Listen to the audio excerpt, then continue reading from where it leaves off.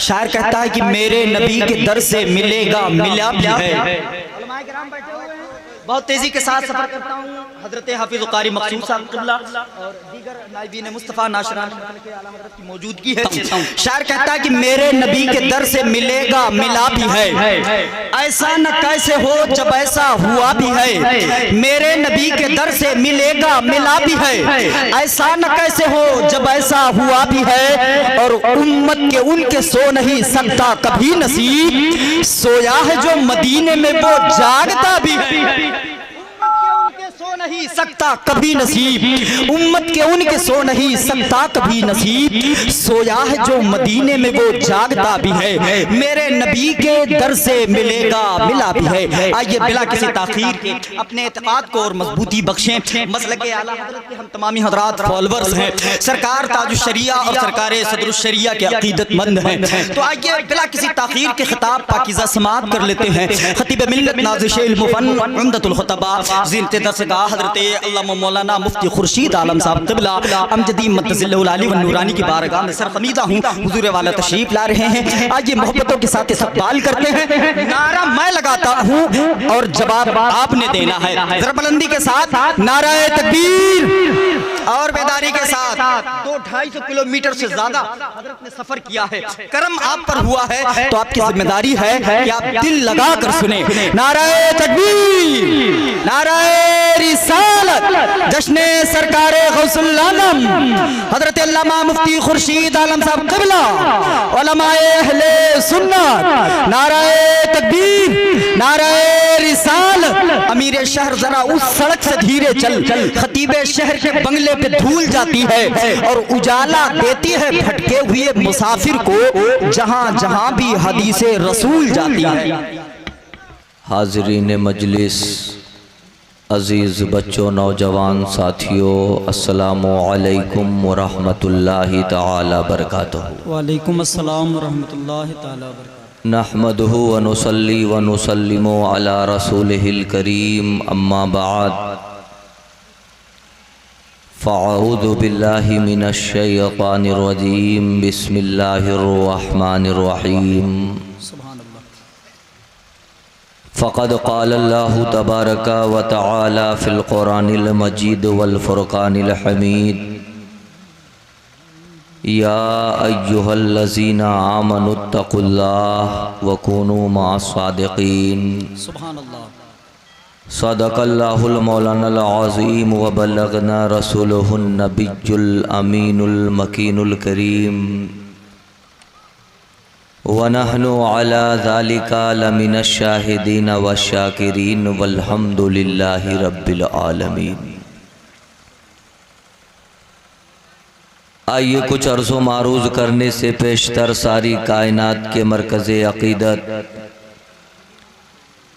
गुंबदे ख़ज़रा में आराम फरमाने वाले आका आमिना के लाल हज़रत अब्दुल्ला के लख्ते जिगर, हसनैन करीमैन के नाना जनाब मुहम्मदुर रसूलुल्लाह सल्लल्लाहु तआला अलैहि वसल्लम की बारगाह अक़दस में अपने ग़ुलामी का सबूत पेश करते हुए दरूद पाक पढ़ें। अल्लाहुम्मा सल्ली अला सय्यिदिना, अल्लाहुम्मा सल्ली अला सय्यिदना व मौलाना मुहम्मदिन व बारिक व सल्लिम सलातन व सलामन अलैका या रसूलल्लाह सल्लल्लाहु तआला अलैहि वसल्लम। हज़रात, बड़ी खुशी की बात है कि आज आप किसी और की महफिल में नहीं बल्कि वलियों के सरदार के महफिल में तशरीफ़ फरमा। बस आपसे एक ही अरीज़ा है कि अगर आप हुजूर गौसे पाक के सच्चे शैदाई हैं और उन्हीं के नाम पे बैठे हुए हैं और ये ईमान लेकर बैठे हैं कि हम तो नहीं देख रहे हैं लेकिन पीराने पीर हमें देख रहे हैं, अगर ये नीयत लेकर के बैठे हैं तो बस एक ही अरीज़ा है कि जो पीछे बैठे हुए हैं वो आगे कुर्सी पे आ जाए भाई, चले आए, जल्दी जल्दी चले आए। जो कुर्सियाँ खाली हैं उसको पूरा कर लें। आप सरकार गौस पाक के अकीदतमंद हैं और आप सरकार गौस पाक रज़ी अल्लाह ताला अन्हु की ज़ात मुक़द्दसा से मंसूब ये महफिल सजाई गई है। खुदा की कसम, अगर आप पर करम हो गया सरकार गौस पाक का, यकीनन आपकी ज़िंदगियाँ बदलती हुई नज़र आएंगी। आपके घर में अगर कोई बला होगी, सरकार गौस पाक ने करम फरमाया, इंशाअल्लाह वो तमाम तर बलाएँ सरकार गौस आदम के सदक़े में अल्लाह तबारक व तआला ज़रूर दूर फरमाएगा। जो हज़रात खड़े हुए हैं, गेट पर हैं या कहीं और मसरूफ़ है, उनसे भी गुजारिश है तशरीफ़ लाएँ। बड़ा पाकीज़ा बयान होता है, इल्मी बयान होता है, यकीनन सुनने के बाद आपका दिल बोलेगा इंशाअल्लाह। आप हजरात इत्मीनान सुकून के साथ तशरीफ़ रखें जी। और वो नौजवान और वो हमारे भाई जो रोड पे घूम रहे हैं, अगर उनके वालिदैन उनकी सही तरबियत किए होंगे तो वो भाग करके नहीं जाएंगे, वो सरकार की महफिल में ज़रूर तशरीफ़ लाएंगे इंशाअल्लाह इंशाअल्लाह इंशाअल्लाह। मैं कौम को खुश करने के लिए तकरीर नहीं करता हूँ, मैं अल्लाह उसके रसूल को खुश करने के लिए तकरीर करता हूँ। सुभान अल्लाह सुभान अल्लाह। काफ़ी देर से आप हजरात बैठे हुए हैं, मैं भी मुख्तसर वक्त के लिए आपके सामने हाजिर हूँ। अल्लाह की बारगाह में दुआ है कि हमें हक बोलने, हक सुनने और हक पर अमल करने की तौफीक अता फरमा। आमीन या रब्बल आलमीन। अभी अभी थोड़ी देर के बाद औलादे रसूल पीरे तरीक़त हज़रत अल्लामा अलहाज सैयद अखलाक साहब किबला दामा बिलफज़ल तशरीफ़ लाएंगे। हम और आप उनके चेहरे की ज़ियारत करेंगे और अपने नामे आमाल में नेकियों का इजाफ़ा करेंगे। मिंबरे नूर पे आप देख रहे हैं बहुत सारे उलमा नबी के जानसीन तशरीफ़ फरमा हैं। आप इनके चेहरे की ज़ियारत करें और अपने अपने नामे आमाल में नेकियों का इजाफ़ा करें। हज़रात, मैं कोई शायर नहीं हूँ और नाज़िमे इजलास ने जो मेरा तारुफ कराया मैं बिल्कुल वैसा नहीं हूँ। मैं तो सरकार गौसे पाक के दर का एक अदना सा गुलाम। माशाअल्लाह माशाअल्लाह। परवाना है तो बज़्मे हकीकत में आके देख, क्या बात है। परवाना है तो बज़्मे हकीकत में आके देख। परवाना है तो बज़्मे हकीकत में आके देख, इश्के नबी से आज जरा लो लगा के देख। सुभान अल्लाह सुभान अल्लाह माशाअल्लाह। तारीकी लहद में बन जाएगा चिराग, तारीकी लहद में बन जाएगा चिराग, पहले गमे नबी में जरा दिल जला के देख। आका ये उम्मती से कहेंगे बरोद हश्र, आका ये उम्मती से कहेंगे बरोद हश्र, ए रोने वाले मेरी तरह मुस्कुरा के दे। अदीज़ान ज़ीवकार, बड़ी मेहनतों से नौजवान बच्चों ने इस प्रोग्राम को सजाया। अल्लाह की बारगाह में दुआ है कि इसको कबूल फरमाए और उन बच्चों को दारैन की नेमतों से माला माल फरमाए। आमीन या रब्बल। पोस्टर की हेडिंग आपने अगर देखा होगा तो पढ़ा होगा, उस पे लिखा है जश्ने गौसुल वरा, सुभान अल्लाह। यानी वलियों के सरदार की तरफ इस महफिल की निस्बत। सुभान अल्लाह। मैं चाहता हूं कि उन्हीं के हवाले से पाकीज़ा गुफ्तगू आपके सामने पेश करूं। खुतबे मसनूना के बाद कुरान मुकद्दसा की एक बहुत ही मशहूर आयत पढ़ने का शरफ हासिल किया। अल्लाह तबारका व तआला कुरान पाक में इरशाद फरमाता है, या अय्युहल्लज़ीना आमनुत्तकुल्लाह, ए ईमान वालो अल्लाह से डरो, वकुनू मा सादिकीन, और सच्चों के साथ हो जाओ। सुभान अल्लाह। दो बात परवरदिगारे आलम ने फरमाया, एक तो डरने और दूसरे किसी के साथ लग जाने। वो इंसान जो सिर्फ अल्लाह से डरता है, डर करके सिर्फ नमाज पढ़ता है, ज़कात देता है, खैरात देता है, जलसा जुलूस करता है, उस इंसान के ईमान की कोई जमानत नहीं है, उसके ईमान की कोई गारंटी नहीं है, उसके इबादत की कोई गारंटी नहीं है। लेकिन अगर दूसरे नुस्खे पर उसने अमल कर लिया जो परवरदिगारे आलम ने फरमाया वकूनू मा सादिकीन, डरने के साथ साथ अगर तुमने सच्चों के दामन को थाम लिया तो अल्लाह तुम्हें दुनिया में भी कामयाबी अता फरमाएगा, आखिरत में भी कामयाबी। अदीदाने ज़ी वकार, स्टेज पर बहुत सारे उलमा तशरीफ फरमा है, इनकी बारगाह में ज़ानुए अदब तय करो, हिंदुस्तान के जय्यद उलमा की बारगाह में चलो, हिंदुस्तान से निकलकर पूरी दुनिया के उलमा की बारगाह में चलो।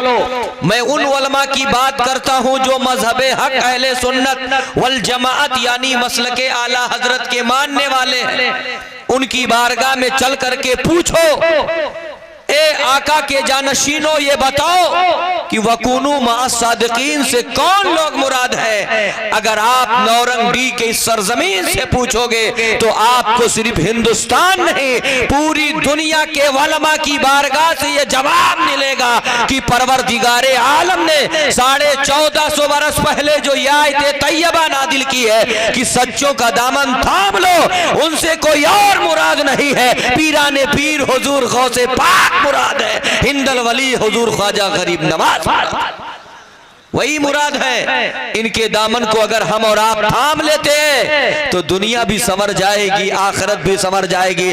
उठाओ हुजूर गौसे पाक की तारीख, आपको मिलेगा कि मेरे गौस 470 हिजरी में बगदाद के करीब एक कस्बा जिसका नाम जीलान है वहां पैदा हुए। ये 1443 हिजरी है। अगर आप 470 घटा देंगे तो तकरीबन 973 बरस का जमाना हो रहा है। हे नौरंगी के मेरे साथियों, 973 बरस पहले जीलान की सरजमीन पर मेरे गौस पैदा हुए। जब आप पैदा हुए और तकरीबन 91 बरस दुनिया में रहे, आप जब दुनिया से तशरीफ ले गए तो आपके मानने वालों की तादाद अगर 1000 रही होगी तो आज आपके मानने वालों की तादाद 1 अरब से जायद हो गई है। मैं आपसे पूछना चाहता हूं कि कौन सा ऐसा काम मेरे पीराने पीर ने किया है, कौन सा ऐसा काम गौसे पाक ने किया है कि दिन ब दिन आपके मानने वालों की तादाद बढ़ती जा रही है। आप बगदाद से आपका नाम निकलता है, पाकिस्तान पहुंचता है, वहां से आपका नाम निकलता है, हिंदुस्तान पहुंचता है, यहां से आपका नाम निकलता है, बंगाल पहुंचता है, वहां से आपका नाम निकलता है, बांग्लादेश पहुंचता है। पूरी दुनिया में आपका नाम लिया जा रहा है। आपने ऐसा कौन सा काम किया है? जब आप तारीख की किताबों को पढ़ेंगे तो पता चलेगा गौसे पाक इबादत की बुनियाद पे नहीं जिंदा है, तिलावत की बुनियाद पे नहीं जिंदा है, रियाजत की बुनियाद पे नहीं जिंदा है। अगर गौस का नाम जिंदा है तो नबी पाक के इश्क की बुनियाद पे जिंदा है। आपने इश्क किया तब आपका नाम जिंदा है। हजरत गौसे पाक को इतना बड़ा मर्तबा मेरे नबी ने दिया, पाक परवरदिगारे आलम ने दिया। जब मेरे गौसे पाक की वेलादत की शब आई तो आपके अब्बा हजरत अबू साले मूसा जंगी दोस्त रहमतुल्लाह ताला अलैह बयान फरमाते, उस रात में मैं सोया तो ख्वाब में मदीने वाले आका तशरीफ लाए। आने के बाद इरशाद फरमाया, अबू साले मुबारक हो, तेरे घर में एक ऐसा बच्चा पैदा होने वाला है जो मेरा बेटा है और मेरा महबूब है। अब जरा गौर करो, जिस बेटे को नबी अपना बेटा कह दे दुनिया का इंसान उस बेटे का मर्तबा नहीं समझ सकता।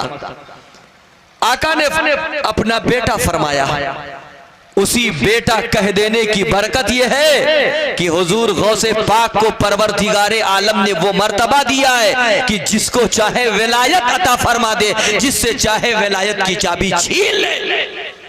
अदीजाने ज़ीवकार, अगर किसी का बेटा सेठ हो जाता है, किसी का बेटा डीएम हो जाता है, किसी का बेटा हिंदुस्तान से दूसरे मुल्क का सफर कर लेता है, किसी का बेटा अगर 98% नंबर ले आता है, किसी का बच्चा अगर टॉप कर देता है, तो उस बच्चे की तस्वीर जगह जगह चौराहे पे लगाई जाती है, महीनों हिंदुस्तान की टीवी स्क्रीन पे दिखाया जाता है। लेकिन जरा मेरे गौस की बारगाह में चलो और उनके मर्तबे को पूछो कि परवरदिगारे आलम ने मेरे गौस को कितना बड़ा मर्तबा दिया है। तारीख की किताबों को पलटोगे तो आपको पता चलेगा, जब मेरे गौसे पाक की उम्र शरीफ 1 साल की होती, अरब का ये मिजाज था मुसलमानों कि जब घर में बच्चे पैदा होते थे तो माँ तो दूध पिलाती ही थी, माँ के अलावा दाइयाँ रखी जाती थी दूध पिलाने के लिए। उठाओ तारीख, मेरे आका तमाम नबियों के सरदार जनाब मोहम्मदुर रसूलुल्लाह जब पैदा हुए तो आपकी माँ आमिना ने तो दूध पिलाया ही, लेकिन हजरत हलीमा सादिया ने भी दूध पिलाया है। ये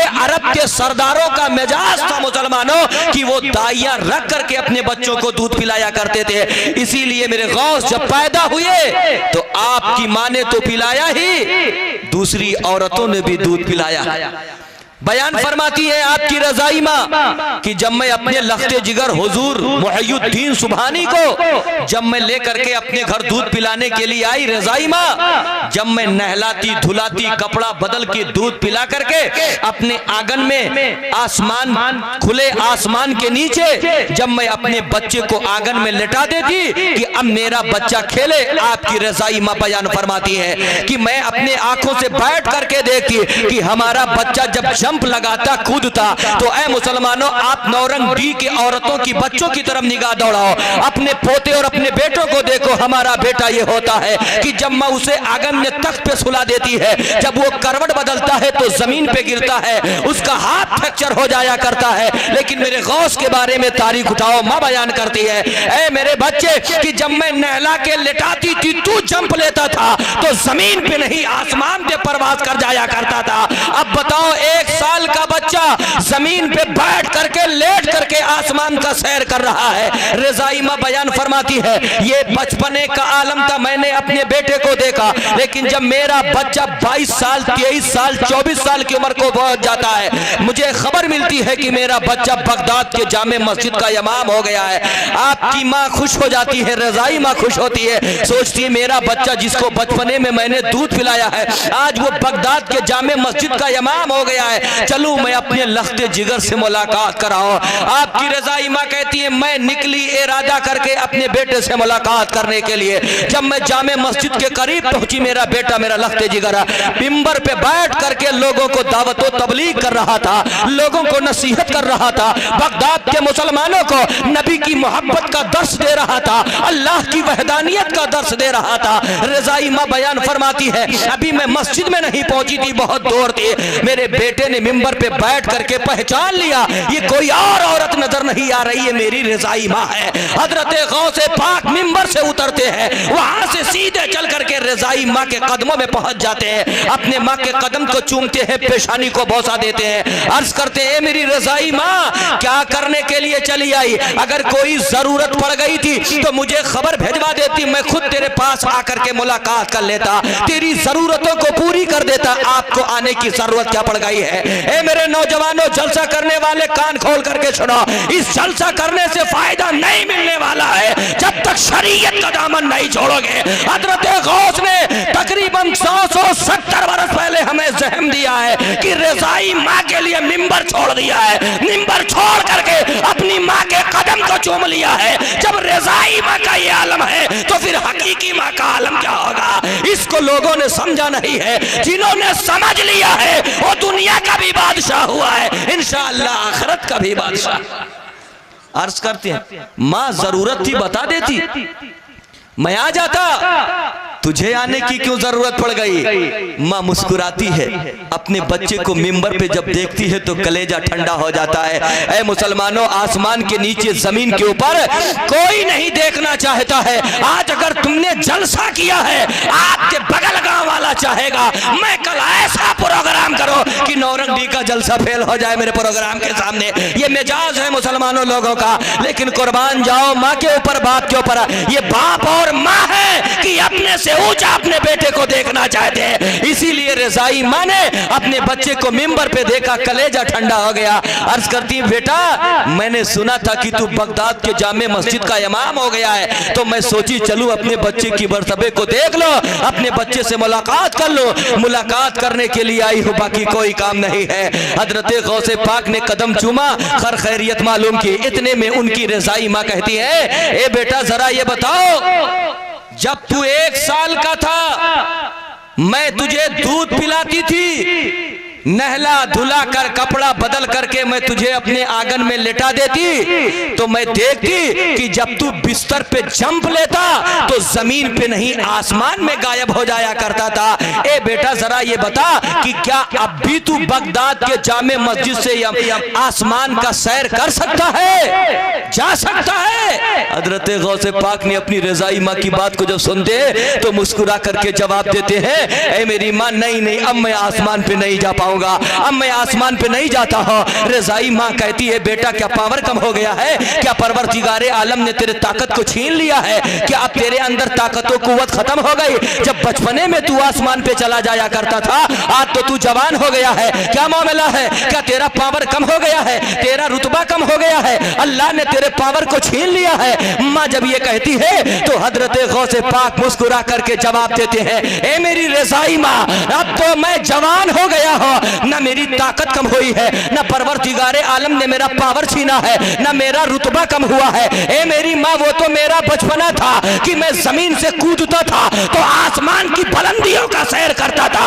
अब तो परवरदिगारे आलम ने तेरे बेटे को वो मर्तबा दिया है कि तेरे बच्चे को अब आसमान पे जाने की जरूरत नहीं है। तेरा बच्चा बगदाद की जमीन पर बैठ करके सूरज को इशारा करता है, इशारा पाते ही सूरज कदमों में चला आता है। आसमान का सूरज जमीन पे आकर के तेरे बच्चे के कदम को चूम करके सलामी पेश करता है। जाना नहीं है, सूरज खुदा करके कदमों में जा जाता। ये मर्तबा हजरते गौसे पाक की रज़ाई माँ जब सुनती है बाग बाग हो जाती है।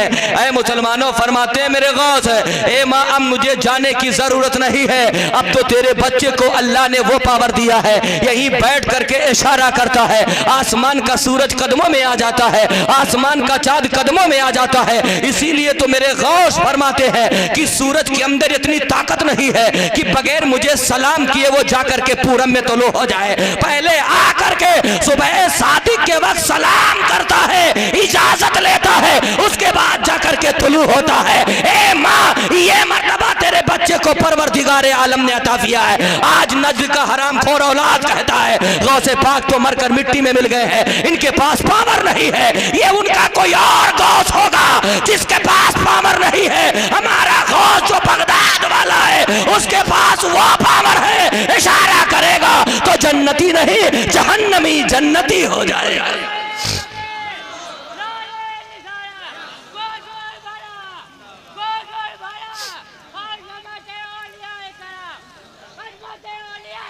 अब जरा देखो मेरे गौस को परवरदिगारे आलम ने ये मर्तबा दिया है। अब जरा और ठहरो, आए हो तो कुछ बातें लेकर के जाओ। हजरते गौसे पाक को वैसे नहीं इतना बड़ा मर्तबा मिल गया है। जब दरख्त उम्दा होता है तो फल भी उसमें अच्छे आते हैं।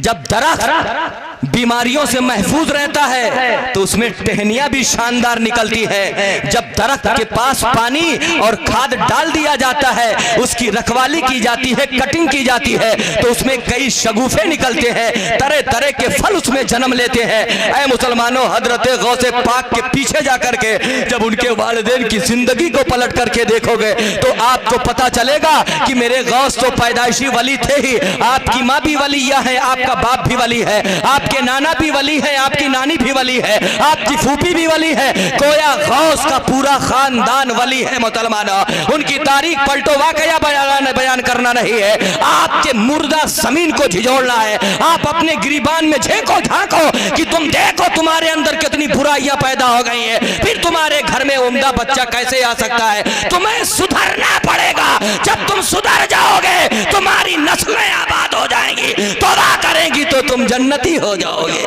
हजरत गौसे पाक के अब्बा की तारीख पलट लो, उन्हीं का जिक्र हो रहा है। आपके अब्बा हजरत अबू सालेह अपने घर में तो अल्लाह अल्लाह करते ही थे। रवायतों में आया है कि तोशा लेकर के एक एक महीने के लिए जंगलों में चले जाते, अल्लाह अल्लाह करते, पहाड़ के टीलों में अल्लाह अल्लाह कहा करते थे। एक मर्तबा मेरे गौस के वालिद एक तोशा लेकर के निकले इबादत करने के लिए। एक दिन में आपका खाना खत्म हो गया, सफर करते रहे, अल्लाह की इबादत करते रहे, एक हफ्ता गुजर गया, एक लुकमा आपके मुंह में नहीं गया। चलने की ताकत नहीं, उठने की ताकत नहीं, बोलने की ताकत नहीं, और ना ही इबादत करने की ताकत रह गई। तो आप पलटते हैं बगदाद ही के करीब आकर के एक दरिया के तट पे लेट जाते हैं, थोड़ी देर आराम करते हैं, जब सुकून पाते हैं तो उठ के बैठ जाते हैं, भूख से निडाले।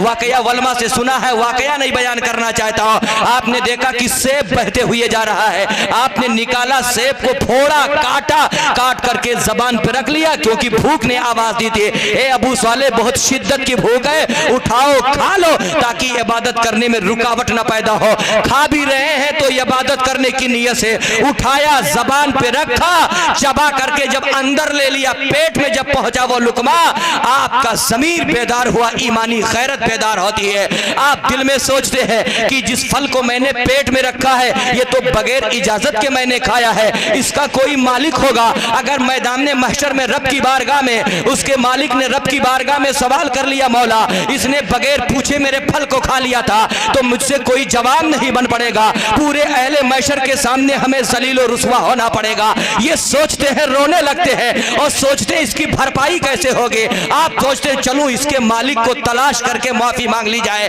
ऐ मेरे मिल्लत के नौजवानों, वो कैसा बाप था कि एक सेब खा लिया और बैठ करके रो रहा है कि मैदान महशर में जलील न होना पड़े। आज नबी का कलमा पढ़ने वाला अपने भाइयों के हक को गसब कर लेता है, डकार तक लेने का नाम नहीं ले रहा है, ये मैदान महशर में कैसे जवाब देगा। ऐ मुसलमानों, होश में आओ, तौबा का दरवाजा खुला हुआ है, अगर तौबा करोगे अल्लाह तुम्हारे गुनाहों को माफ फरमाएगा। उठे 10 मील उल्टे कदम चले, देखा कि एक बाग है, दरख्त बिल्कुल उसी दरिया के बगल में है, उसकी कुछ शाखें लटक रही हैं उसमें। समझ गए यही दरख्त है, इसी का फल है जो टूट के गिरा, चलो इससे माफी मांग ले। बागीचे में गए, देखा कि बाग का मालिक बैठा है। आप कहते हैं ए बाग के मालिक, मुझसे एक चूक हो गई, गलती हो गई। वो सर झुकाए बैठे थे, ये जाकर के अर्ज करते हैं एक गलती हो गई मुझसे, आपके बाग का एक फल बहते हुए जा रहा था, 10 मील की दूरी पर मैं बैठ करके मैं भूख से निढाल लेटा हुआ था। जब बहते हुए सेब को मैंने देखा तो मेरे भूख ने कहा उठा करके खा लो। ए बाग के मालिक, मैंने आपके बाग के एक सेब को बिला इजाजत के मैंने खा लिया है, अब मैं आपकी बारगाह में माफी मांगने के लिए आया हूं, माफ कर दीजिए। बाग का मालिक जो सर झुकाए बैठे हुए थे, उन्होंने सर उठाया, चेहरा को देखा, भाप गए ये कोई आम बच्चा नहीं है, ये तो बहुत खास बच्चा है, अल्लाह का वली है, वली वली को पहचान लेता है। इसलिए उन्होंने कहा बेटा ऐसे माफी नहीं मिलेगी, तुम्हें 10 साल मेरे बाग की रखवाली करनी पड़ेगी। जब तू बाग की रखवाली कर लेगा 10 साल तो फिर मैं गौर करूंगा, अगर और शर्त लगाने की जरूरत पड़ी तो लगाऊंगा, वरना माफ कर दूंगा। नौजवानी के आलम में हजरत गौस के पाक के अब्बा ने जब देखा 10 साल, सोचने लगे तो मेरी जवानी खत्म हो जाएगी, इतना लंबा इसने शर्त बढ़ा दिया। सोचने लगे करूं क्या, अभी सोच रहे थे, आपके गैरत ने, आपके ईमान ने कहा ए अबू साले, ये बड़ा सस्ता सौदा है, ये सस्ता सौदा है। अगर इसको मंजूर कर लिया जाए तो कयामत के दिन जिल्लत और रुसवाई से निजात मिल जाएगी। इसलिए ये बहुत सस्ता सौदा है, मंजूर कर लो। हजरत गौसे पाक के अब्बा ने मंजूर कर लिया, ठीक है। 10 साल की रखवाली करने लगे। 1 साल, 2 साल, 3 साल, 5 साल की मुद्दत गुजर गई। 5 साल के बाद बाग का मालिक बाग में अपने कुछ मेहमानों को लेकर के आते हैं। उसके बाद कहते हैं, बेटा ये मेरे मेहमान हैं, मेरे जिगरी दोस्त हैं, ये आए हैं बाग में, तुम इनकी मेहमान नवाजी करो, दस्तरखान बिछाओ, फल अच्छे अच्छे तोड़ करके लाओ ताकि मेरे मेहमानों की मेहमान नवाजी हो जाए। हजरत गौसे पाक के अब्बा ने देखा कि मेरे बाग के मेहमान आए हुए हैं, आपने दस्तरखान बिछा दिया। सारे मेहमान दस्तरखान पे बैठ गए। आप उठते हैं, बाग में जाते हैं, बाग से फल तोड़ करके लाके दस्तरखान पे लगा देते हैं। सारे मेहमान बैठे हुए हैं, बाग का मालिक बैठा हुआ है। हजरत गौसे पाक के अब्बा ने फल को लगा दिया। मेहमानों ने फल को उठाया, काटा। काटने के बाद जब उसे अपने मुंह में रखते हैं तो या तो फल तीखा निकल जाता है, या तो फल खट्टा निकल जाता है, या तो फल फीका निकल जाता है। जितने फल को तोड़ा जाता है सारे फल खट्टे या तो फीके निकल जाते हैं। मेहमानों ने कहा था, ए मेरे दोस्त, ये कैसा नौकर रखा है जिसको मेहमान नवाजी करने का तरीका नहीं मालूम है? ये कैसा नौकर रखा है जिसको मेहमान नवाजों की मेहमान नवाजी करनी नहीं आती है? इसे इतना भी मालूम नहीं है कि बाग के अच्छे फल से मेहमान नवाजी की जाती है। इसको कैसे आपने रख लिया बगैर जांचे और परखे? हजरत गौसे पाक के जो है मालिक ने कहा था, उनके वालिद के मालिक ने कहा था, बेटा ये मेरे मेहमान है, तुमको शानदार फल तोड़ करके लाना चाहिए, अच्छा और मीठा फल लेकर के आना चाहिए ताकि मेरी बेइज्जती ना हो, मेरे मेहमानों की मेहमान नवाजी हो जाए। तुझे इतना भी पता नहीं है कि किस दरख्त का फल मीठा है, किस दरख्त का फल तीखा है, किस दरख्त का फल फीका है? हजरत गौसे पाक के अब्बा ने उस दौर में जवाब दिया था, ए बाग के मालिक सुना, मुझे कैसे मालूम होगा? आपने मुझे बाग रखाने के लिए रखा है, फल खाने के लिए नहीं रखा है। 5 साल की मुद्दत गुजर गई है, मैंने आपके बाल का एक फल नहीं खाया है, तो मुझे कैसे पता चलेगा कि किस दरख्त का फल मीठा हो गया है? जब आपने ये जवाब दिया है तो मेहमानों को पसीना आ गया है। मेहमानों ने कहा, मेरे दोस्त ये झूठ बोल रहा है, ये झूठा इंसान है जो 5 साल रखवाली करेगा, आपके बाग का फल नहीं खाएगा, ऐसे कैसे हो सकता है? ये नौजवान बच्चा झूठ बोल रहा है। तब गौसे पाक के नाना ने कहा था, मेहमानों अपने जबान को लगाम दो, ये बेटा कभी झूठ नहीं बोल सकता है, ये जब भी बोलता है तो सच बोलता है। मेहमानों ने कहा था, पता तुम्हें कैसे चला?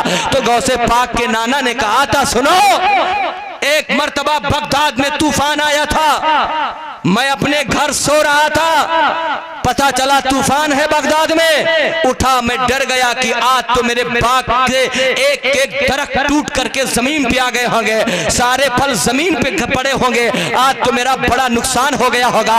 यही सोच करके मैं जल्दी से गया। क्या देखता हूँ, रास्ते में जितने दरख्त हैं सब जमीन पे पड़े हुए हैं। लेकिन ए मेरे मेहमान, जब मैं बाग में दाखिल हुआ तो क्या देखता हूँ, तूफान बाग के बाहर चल रहा है, मेरे बाग में दाखिल नहीं हुआ है। और ये बेटा मुसल्ले पे बैठ करके कुरान की तिलावत कर रहा है। जो कुरान की तिलावत करता है वो झूठ नहीं बोल सकता है, जो बोलता है वो सच ही बोलता है।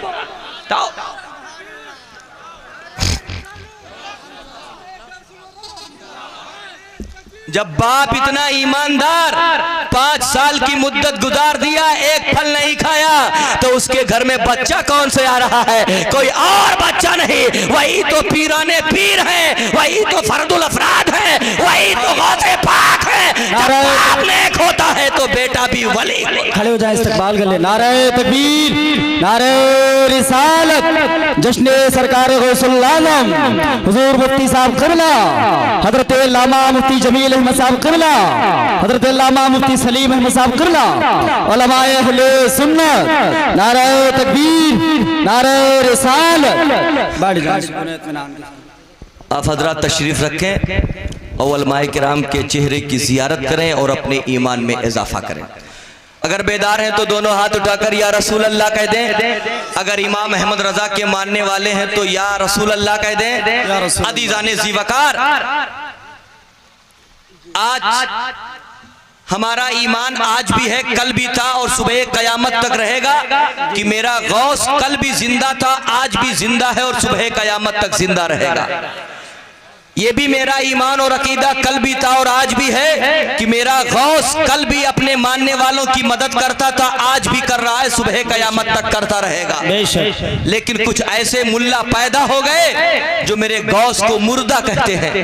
ये कहते हैं कि कोई उनसे फायदा मिलने वाला नहीं है। अदीजाने ज़ीवकार, इसी नुक्ते को समझने के लिए मैं कुरान पढ़ करके आपको दलील देने नहीं जा रहा हूँ। बहुत दूर जाने की जरूरत नहीं है, माजी करीब की तारीख उठाओ और चलो इसी हिंदुस्तान के एक खानका, जिस खानका का नाम लेकर के पूरी दुनिया के वलमा जी रहे हैं, खा रहे हैं और खाते रहेंगे। बरेली चलो 125 बरस पहले की तारीख उठाओ और अपने इमाम से पूछो कि मेरा गौस जिंदा है कि नहीं, मेरा गौस मदद के लिए आता है कि नहीं। जब आप नौरंग डी के इस जमीन से पुकारोगे तो आपको बरेली की तारीख से जवाब मिलेगी कि मेरा गौस जिंदा है, मदद करने के लिए हाजिर भी बेशक। सुभान अल्लाह। बयान फरमाते हैं हुजूर सदरुल शरिया अल्लामा अमजद अली आजमी अलैहि रहमा, हुजूर सैयद नईमुद्दीन मुरादाबादी अलैहि रहमा, अल्लामा जफरुद्दीन बिहारी अलैहि रहमा, ये टॉप 10 हिंदुस्तान के उलमा में से माशाअल्लाह आला हजरत के सच्चे शागिर्द और सच्चे खलीफा।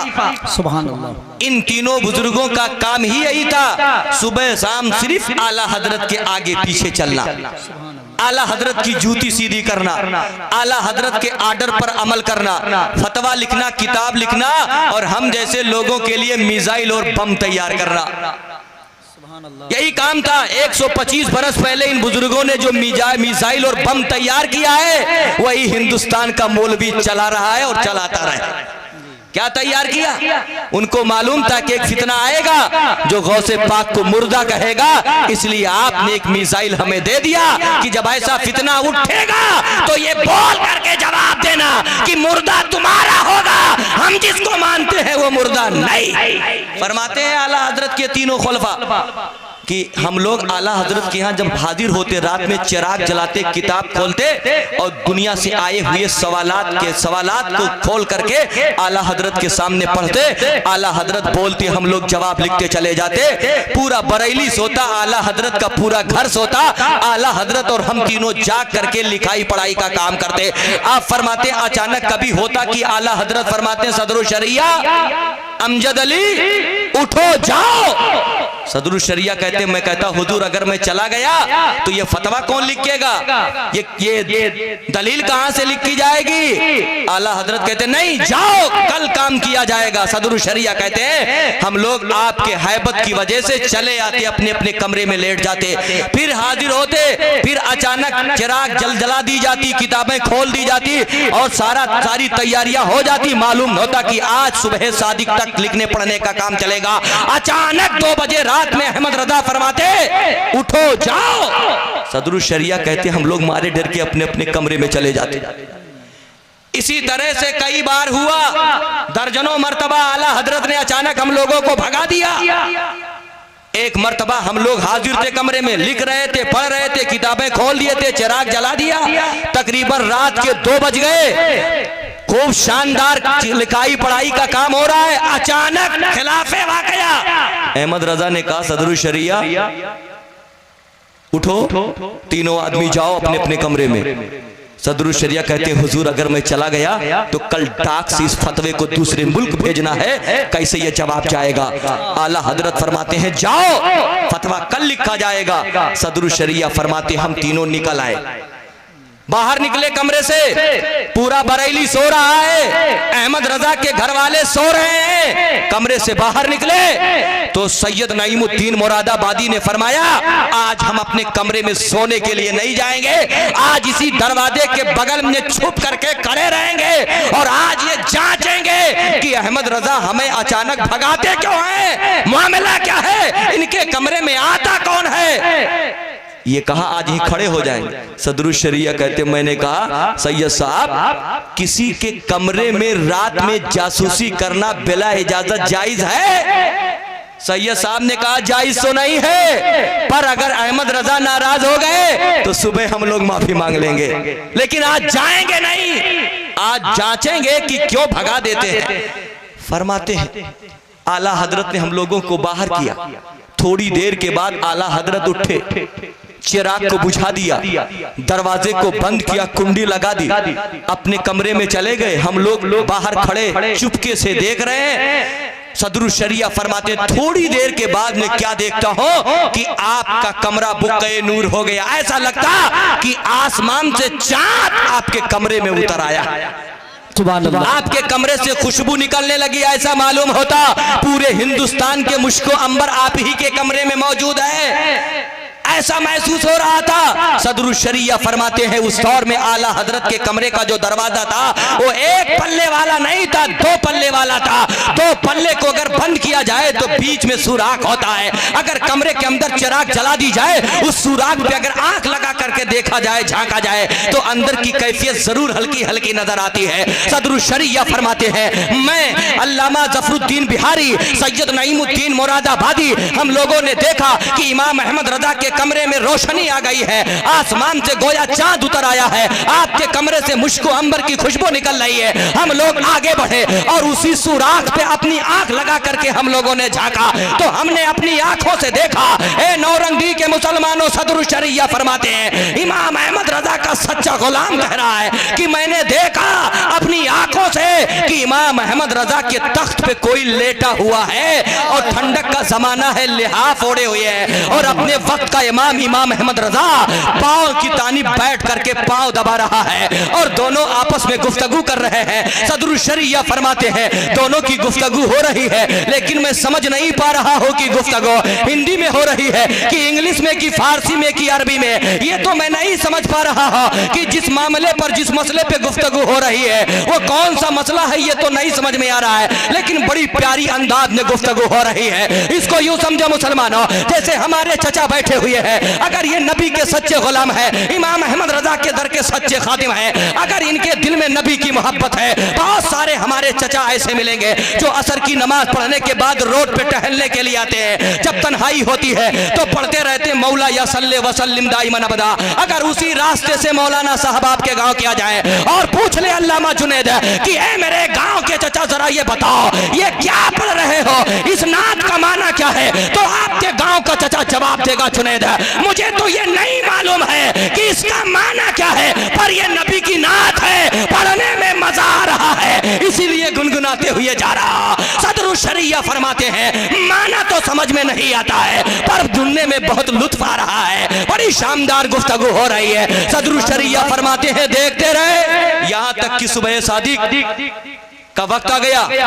अचानक आला हजरत के कमरे से रोशनी गायब, वो खुशबू गायब। थोड़ी देर के बाद इमाम अहमद रजा उठते हैं, चिराग चलाते हैं, दरवाजा खोलते हैं, बाहर निकलते हैं। सदरुल शरिया फरमाते हैं अहमद रजा जब बाहर निकले हम तीनों को दरवाजे के बगल में छुपे हुआ खड़े हुआ देखा तो आप नाराज हो गए। फरमाया ए लोगों, किसी के दरवाजे पर रात में खड़े होकर के जासूसी करना जायज है? सदरुल शरिया फरमाते हैं मैं डर गया, पीछे हटा, लेकिन औलादे रसूल अल्लामा सैयद नईमुद्दीन मुरादाबादी आले रसूल थे, आगे बढ़े। अर्ज करते हुजूर मैंने कहा था खड़े होकर के जांच लो, अगर गलती हुई तो सुबह आपसे माफी मांग ली जाएगी, माफ कर दीजिए। आले रसूल थे, आगे बढ़े। इमाम अहमद रजा का गुस्सा कम हो गया।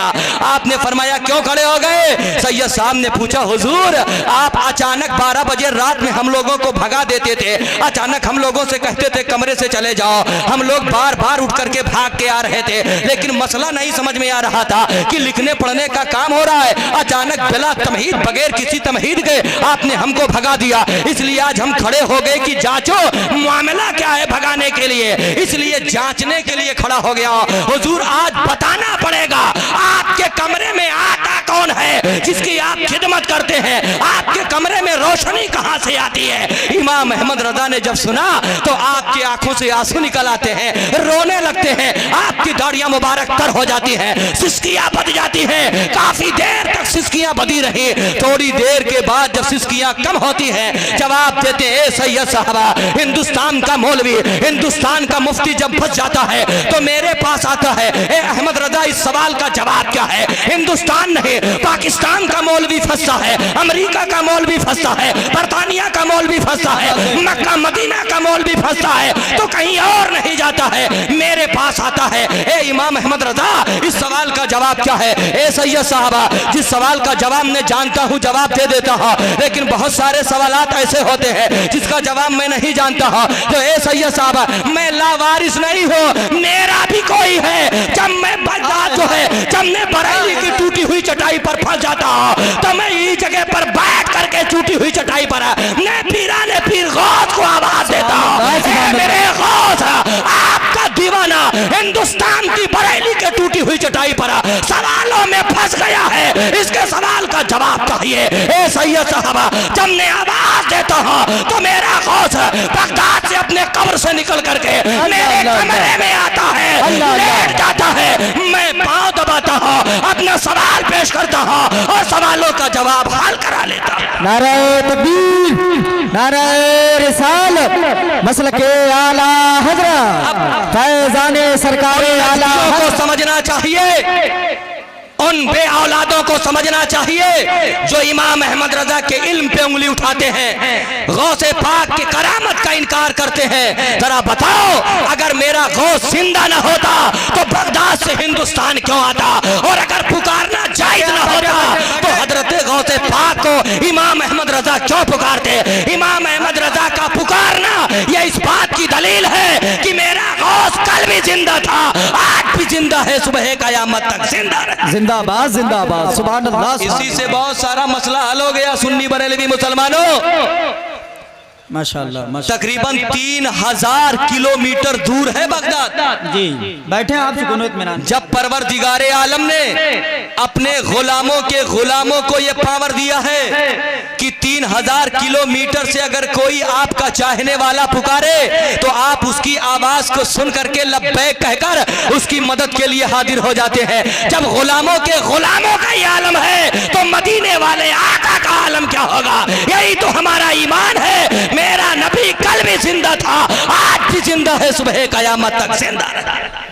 खड़े हो जाए, इस्तकबाल कर ले। नारे तकबीर, नारे रिसालत, जश्न सरकारे गौसुल आज़म, उलमाए अहले सुन्नत, आमद सरकारे गौसुल, शहजादे सरकारे गौसुल आज़म, उलमाए अहले सुन्नत, हुजूर पीरे तरीक़त, हुजूर पीरे तरीक़त, हुजूर शेखे तरीक़त, हुजूर सैयदी अखलाक मियां साहब क़िबला, हुजूर सैयदी अखलाक मियां साहब क़िबला, हुजूर सैयदी हसन मियां शाह साहब क़िबला, उलमाए अहले सुन्नत, औलादे मखदूमे कायनात, औलादे मखदूमे कायनात, नारे तकबीर, नारे रिसालत।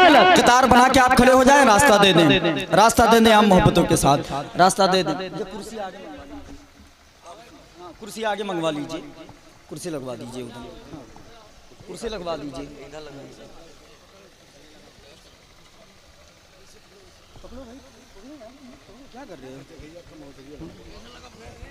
बैठ जाएं आप अदब और एहतराम के साथ अपने अपने जगहों पर बैठ जाएं, बैठ जाएं, बैठ जाएं आप हज़रात, बैठ जाएं, कुर्सियां खाली हैं पीछे, आप बैठ जाएं, बैठ जाएं आप हज़रात, बैठ जाएं।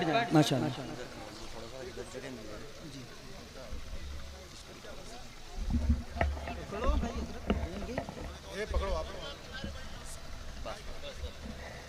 बैठ जाएं मोहब्बतों के साथ।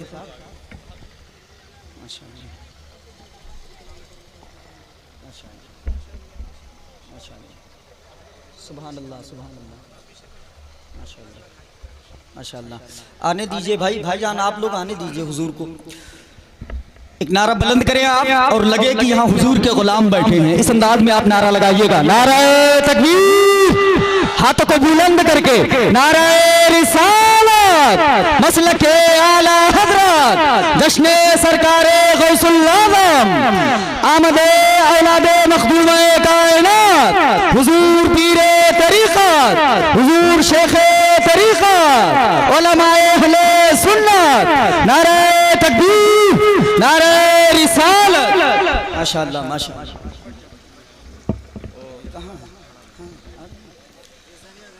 आप हजरात बहुत ही इत्मीनान और सुकून के साथ अदब के दायरे में तशरीफ़ रखें। और औलाद रसूल, औलाद गौसे आज़म हज़रत अल्लामा अलहाज हाफिज़ो कारी सैयद मोहम्मद अखलाक साहब किबला अयोध्या शरीफ के चेहरे की ज़ियारत करें और अपने नामे आमाल में नेकियों का इजाफ़ा करें। एक बात मैं पहले ही आपको बताया कि महफिल कर लेना ये कामयाबी की दलील नहीं है, बल्कि महफिल में अदब के साथ बैठ करके नबी का जिक्र सुन लेना ये कामयाबी की दलील। इसलिए कहीं ऐसा ना हो कि कोई गुस्ताखी हो जाए, अपने अपने जगह पर बहुत ही इत्मीनान और सुकून के साथ बैठे। और मैं तो यकीन के साथ कहूँगा कि औलाद रसूल की ये महफिल है और उसी गौसे पाक का एक शहजादा इस महफिल में तशरीफ़ ले आए, ये ज़मानत है कि परवरदिगारे आलम इस महफिल को अपनी बारगाह में कबूल फरमा ले। और आज दुनिया में जो कुछ बरकतें नाजिल होती हैं, ये सब औलाद रसूल की बरकत की वजह से नाजिल होती। अगर बेदार हैं तो दोनों हाथ उठाकर या रसूल अल्लाह कह दें।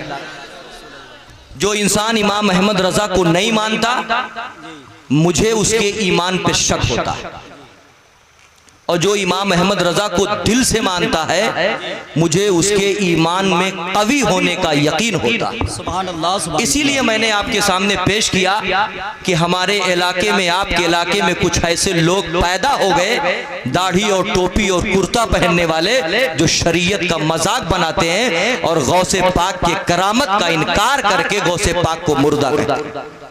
इमाम अहमद रजा की जब तारीख पढ़ेंगे आप तो 125 बरस की अभी मैंने पेश किया कि इमाम अहमद रजा का ये ईमान और अकीदा था कि अगर हम हिंदुस्तान में बैठ करके किसी मुश्किल वक्त में अगर मैं गौस को पुकारूंगा तो गौस मुझे तन्हा नहीं छोड़ेंगे, आ करके मेरी रहनुमाई फरमाएंगे।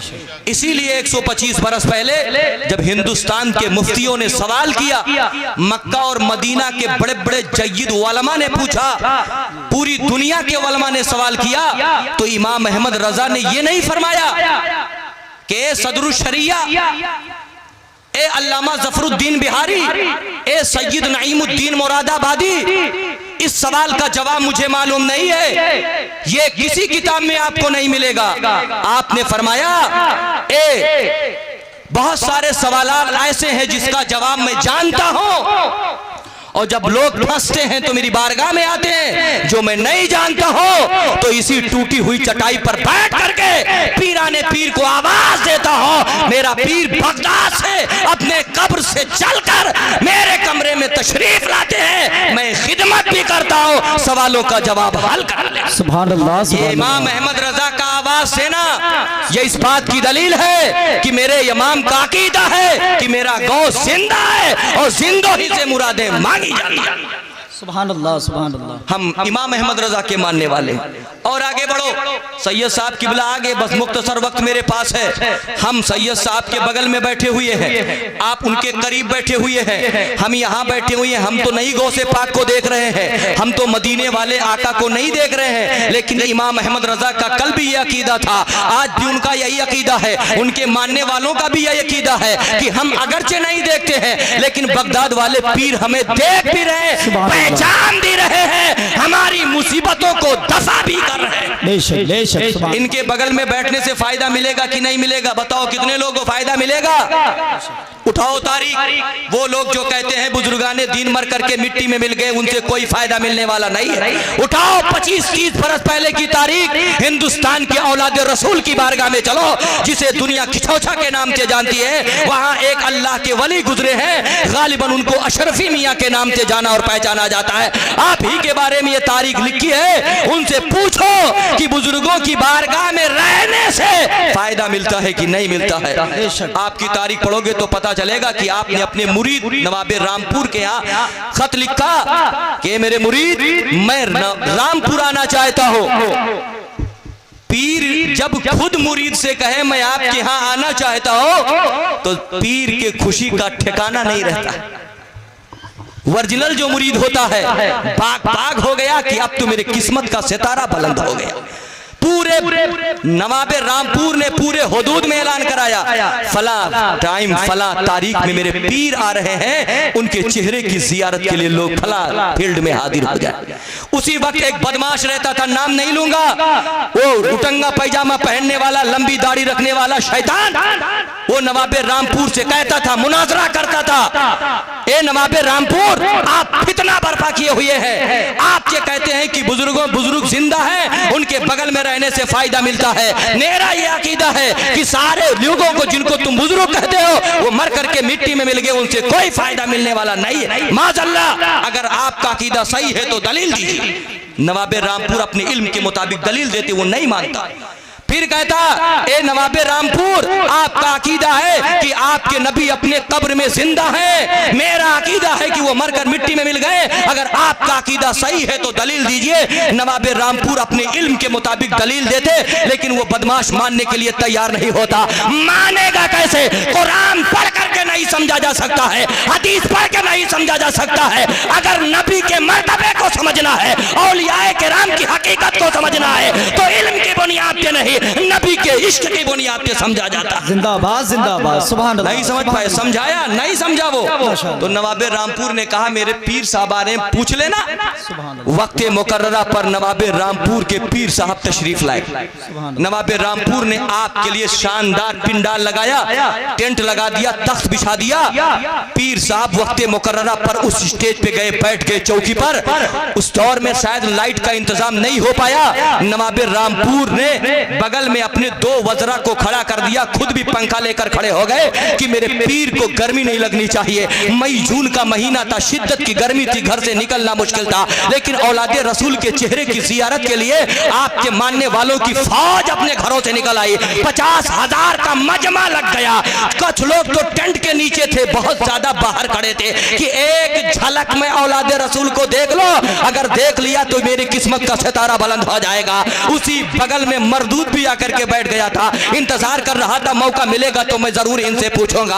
अदीजाने ज़ीवकार नवाबे रामपुर पंखा जलने अपने पीर को मौका पाया, बदमाश खड़ा हो गया, कहा हुजूर मेरा एक सवाल है, मैं आपसे पूछना चाहता हूं। मेरे पीरो मुर्शिद यानी हुजूर अशरफी मियां ने चेहरा नहीं उठाया, कहा बताओ तुम्हारा सवाल क्या है। उसने कहा मेरा सवाल यह है कि मेरा अकीदा है नबी मरकर मिट्टी में मिल गए, आपका अकीदा यह है कि नबी अपने कब्र में जिंदा है, अगर आपका अकीदा सही है तो दलील मुझे चाहिए। नवाबे रामपुर के पीर ने सवाल को जब सुना, आपने फरमाया और कोई तेरा सवाल है? उसने कहा हाँ मेरा और सवाल है। कहा बता आपका सवाल क्या है? उसने कहा हुजूर मेरा अकीदा यह है कि औलियाए किराम मरकर मिट्टी में मिल गए, उनसे कोई फायदा मिलने वाला नहीं है, ये मेरा अकीदा है। और आपका और आपके मानने वालों का कहना यह है कि बुजुर्गाने दीन भी अपने कब्र में जिंदा है, वो जिसको चाहते हैं मुरादों को पूरी कर देते हैं। अगर आपकी बात सही है तो मुझे दलील चाहिए। नवाबे रामपुर के पीर सर झुकाए बैठे थे। फिर पूछा और कोई एतराज है, और कोई सवाल है? उस बदमाश ने कहा हुजूर सवाल की तो पूरी लिस्ट है, लेकिन पहले दो सवाल का तो जवाब दीजिए।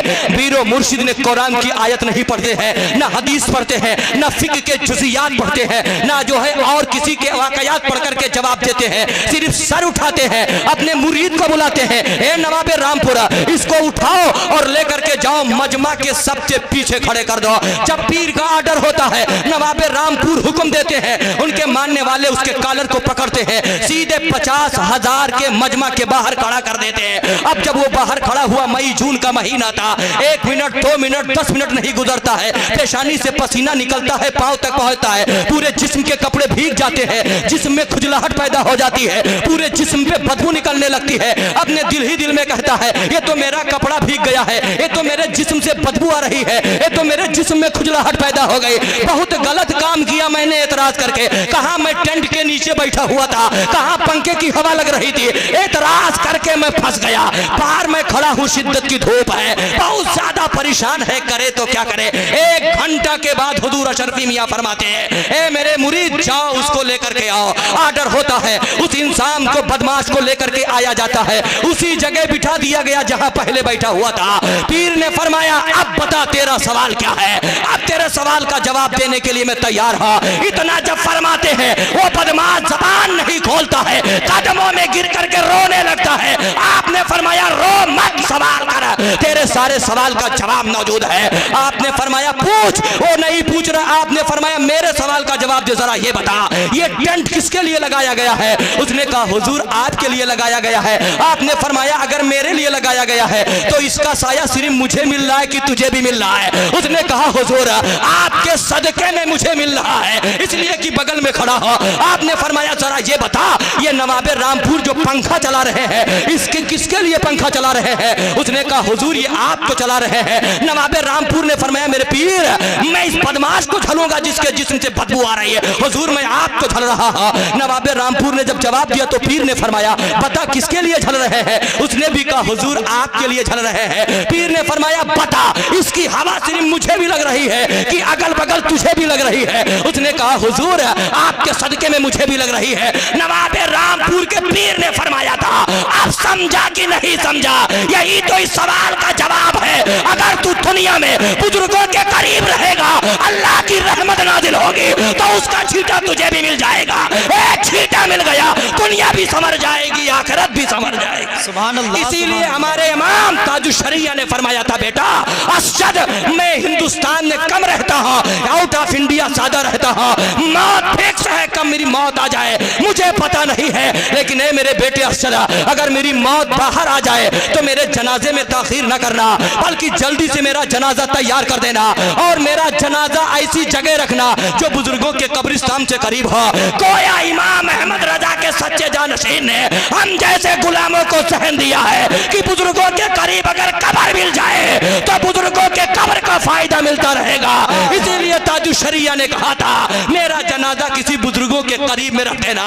अजीजाने ज़ीवकार आज ये नज्द का पिल्ला कहता है कि औलिया किराम के पास कोई ताकत ही नहीं है, ये उनका कोई नकली वली होगा जिसके पास पावर नहीं है। हमारा वली जो होता है ओरिजिनल होता है, नकली वलियों की कमी नहीं है दुनिया में, लेकिन ओरिजिनल वली वो है जो इमाम अहमद रजा का मानने वाला हो, ताजुशरिया का मानने वाला हो, बरेली को अपना पेशवा समझने वाला हो। समझ लो वो दुनिया का भी इमाम है, इंशाअल्लाह आखिरत में भी हमारा वो ताजदार है। नारे तकबीर, नारे रिसालत। बताओ शर्फी मियाँ ने हमें ज़हन दिया कि नहीं दिया?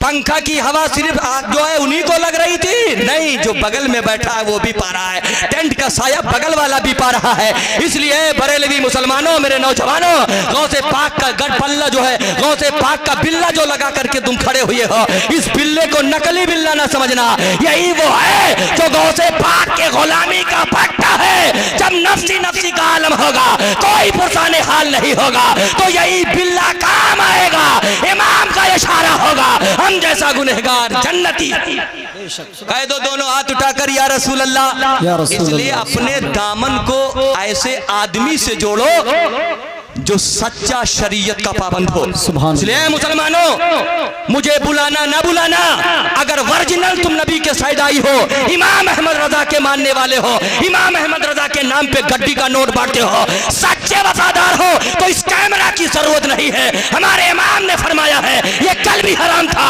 आज भी हराम है और सुबह क़यामत तक हराम है। इसलिए होश में आओ, दुनिया की रंगीनियों का मुकाबला न करो बल्कि नबी की शरीयत को पकड़ो, नबी की शरीयत पे अमल करो, तुम्हारी नस्लें सुधर जाएंगी, तुम्हारे नस्ल में ऐसा बच्चा पैदा होगा जो खुद भी जन्नती होगा, तुम्हें भी जन्नती बनाएगा, तुम्हारे खानदान वालों को जन्नती बनाएगा। सोचो, मैं उसको अपना पेशवा नहीं मानता हूँ जो इसके जवाब का फतवा देता। आखिरी बात कहो दोनों हाथ उठाकर या रसूल अल्लाह। आज बहुत सारे नौजवान खड़े हुए हैं, आज सैयद साहब को स्टेज पे जगह मिली है, आपको जमीन पे जगह मिली है, कुछ ऐसे लोग होंगे जो अपने बिस्तर पे पड़े हुए हैं। हम सैयद साहब से पूछ लें कि सैयद साहब आपको ये मकाम कहाँ से मिला है, तो सैयद साहब जवाब देंगे मैं नबी के घराने से ताल्लुक रखता हूँ। हमने कहा सही है, बहुत सारे लोग ऐसे जिनको यहाँ जगह नहीं मिलती है, हम कहें हमको इल्म की बुनियाद पर ये जगह मिली है तो मैं एक जवाब कहेंगे सबसे बड़े झूठे आप हैं। इल्म की बुनियाद पे जगह नहीं मिलती है, नबी के इश्क की बुनियाद पर, माँ बाप की दुआ की बुनियाद पर जगह मिलती है। उठाओ आज नबी के गुलामी और गौसे पाक के गुलामी का पट्टा डाल करके घूम रहे हो और उन्हीं की शरीयत का मजाक बना रहे हो। नहीं, कामयाबी नहीं मिल सकती मेरे नौजवानों। आज नौजवान लड़का कैसे बिगड़ रहा है, जलसा यहाँ हो रहा है, रोड पे वो बैठ करके गुटखा खा रहा है, वहाँ मजाक बना रहा है, वहाबियों से हाथ मिला रहा है, खिलाफे शरा पीरों के हाथ में हाथ दे रहा है। ये कब सुधरोगे तुम मुसलमानों? उठाओ गौसे पाक की तारीख। जब माँ सालेहा होती है उसका बेटा भी सालेह होता है। माँ जब नेक होती है तो उसका बेटा मुजाहिद होता है। माँ जब दीनदार होती है तो उसका बेटा मसलक आला हजरत कलमबरदार होता है।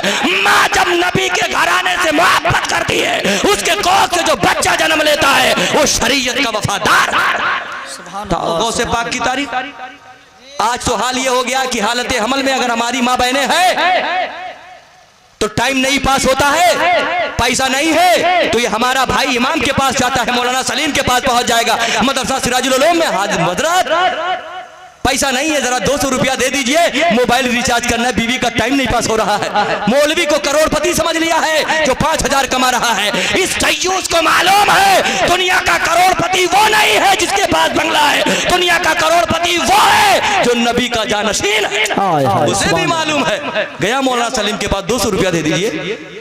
अब हालत हमल में टीवी देख देख करके, मोबाइल देख देख करके टाइम पास हो रहा है। ये जो चल रहा है ये इसी को देख देख करके एक हफ्ता चलाएंगे लोग, माँ बहनें भी चलाएंगी।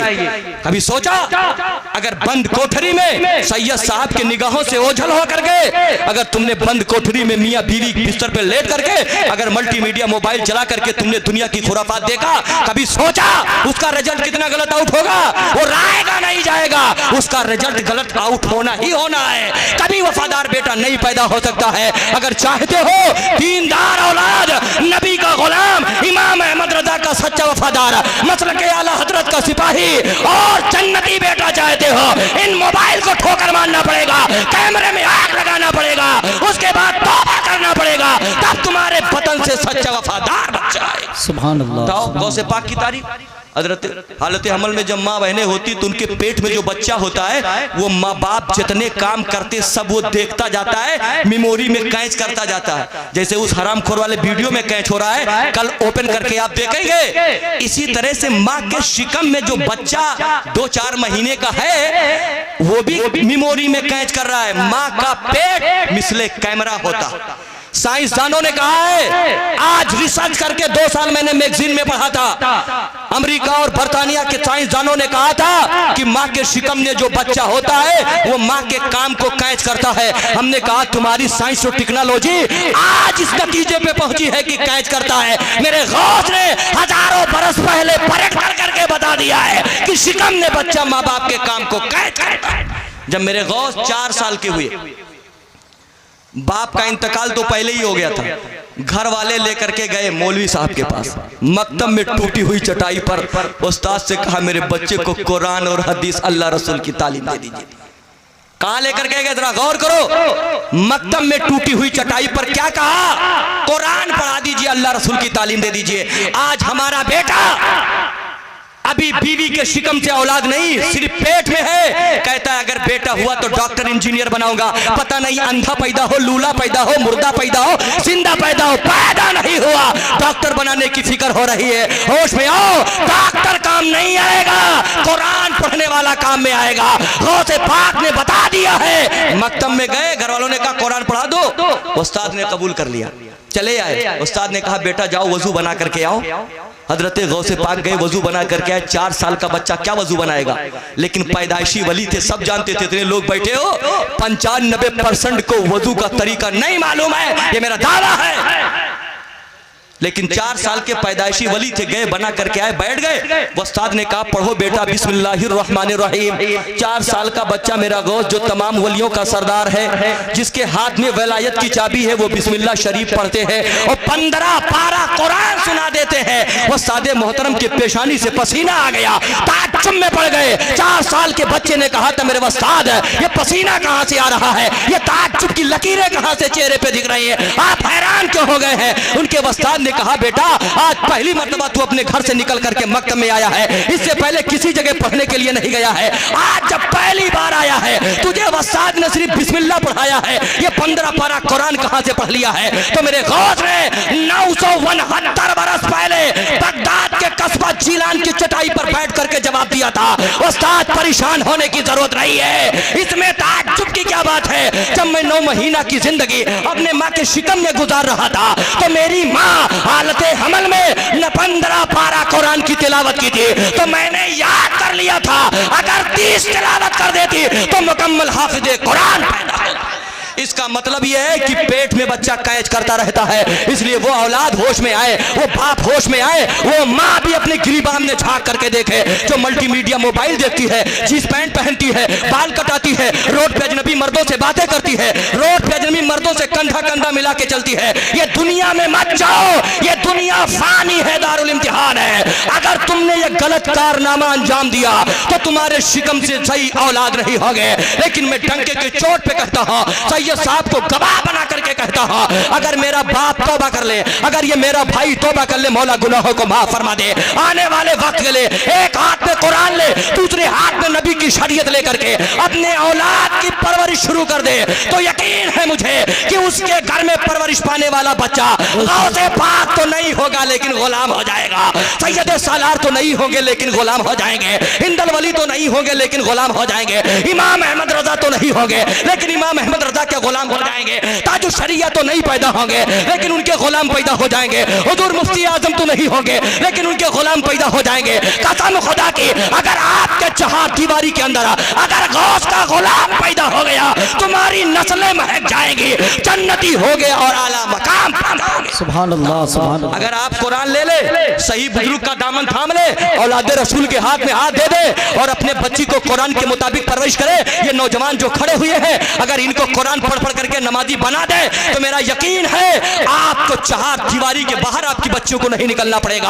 आपकी बच्ची अगर कुरान के मुताबिक जवान हुई है, चहार दीवारी के अंदर रह करके जब वो सुनेगी कि आज हिंदुस्तान का बेईमान नेता मेरे कुरान पे उंगली उठा रहा है, आज मेरे तलाक पे उंगली उठा रहा है, आज शरीयत की बगावत कर रहा है, नौरंग डी की वो बच्ची जिसकी माँ ने कुरान पढ़ करके जन्म दिया है, वो चहार दीवारी से उठा करके जवाब देगी, ए बेईमान नेताओं सुनो, अगर मेरे कुरान पे उंगली उठाओगे उंगलियां तोड़ दी जाएंगी, अगर आंख उठाओगे तो आंख फोड़ दी जाएगी। यही बच्ची जवाब देगी, नस्लियों सुनो, तुम मेरे इस्लाम को मिटाने के लिए चले हो।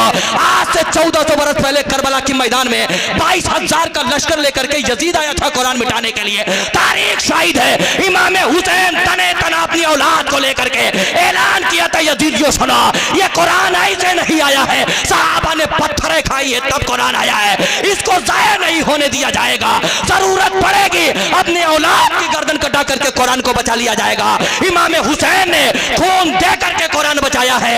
आपकी बच्ची ये जवाब देगी, सुनो, ये कुरान मिटेगा नहीं, हुसैन तो आज हमारे सामने बज़ाहिर नहीं है, जरूरत पड़ी तो अपनी जान दे करके कुरान की हिफाजत करेंगे। ये आपकी बच्चियां जवाब देंगी। शर्त यह है, संभल जाओ, होश में आओ, कुरान पढ़ो, हदीस पढ़ो, बुजुर्गों के दामन से वाबिस्ता हो जाओ, नजदियों से दूर हो जाओ, कैमरा से दूर हो जाओ, मोबाइल से दूर हो जाओ। हमारी माँ बहनें पैंट पहनना छोड़ दे, बाल कटाना छोड़ दे, अपने घर में टीवी है उसमें आग लगा दे। आज ही सिद्धि दिल से तौबा कर ले जाकर के रात में, अत्ताइबु मिनज़ ज़ंब कमल ज़ंबला, गुनाहों से तौबा करने वाला इसे पाक होता है जैसे गुनाह ही नहीं किया। वक्त ने, वरना मैं बता देता कि तौबा की हकीकत क्या है। बहरहाल तौबा करो, इंशाअल्लाह तुम्हारे गुनाह माफ होंगे। हमारा गौस हमारी मदद के लिए तैयार है, इसीलिए मेरे गौस ने फरमाया है, मेरा चाहने वाला मशरिक में हो, मैं मगरिब में हो, उसकी सतर खुल जाए तो मैं उसके सतर को ढांप देता हूं। मेरे आका ने फरमाया है, अल मरओ मा मन अहब्बा कुल्ला हशरऊ कमा काल। मेरे आका ने फरमाया, दुनिया में जो जिससे मोहब्बत करता है, कयामत के दिन वो उसी के साथ उठेगा। अगर आप यकीनन गौस से मोहब्बत करते हैं, गौस का बिल्ला अपने गले में लगाए हैं, गौस के गुलामी का पट्टा डाले हैं, इमाम अहमद रजा के सच्चे गुलाम हैं, तो मेरा ईमान है कल मैदान महशर में हमारा इमाम इमाम अहमद रजा होगा, हमारा इमाम ताजु शरिया होगा, हमारा इमाम गौस होगा, हमारा इमाम हिंदल वली होगा। उसके मुक्तदी बन करके हम गुनहगार पीछे चलेंगे। ये वो इमाम है, अल्लाह इनकी बात को रद्द नहीं करेगा। हाथ उठाकर जब दुआ करेंगे तो मुझ जैसा गुनहगार जन्नती होगा। अल्लाह की बारगाह में दुआ है इस महफिल को कबूल फरमाए, हम लोगों को शरीयत का पाबंद बनाए, बोलने में गलती हुई तो मौला उसे माफ फरमाए, बुजुर्गों के सदक़े में हमें मसलके आला हजरत पर गामज़न रहने की तौफीक अता फरमाए। अस्तगफिरुल्लाह रब्बी मिन कुल्लि ज़ंबि व अतूबु इलैह। अस्सलामु अलैकुम व रहमतुल्लाहि व बरकातुहू।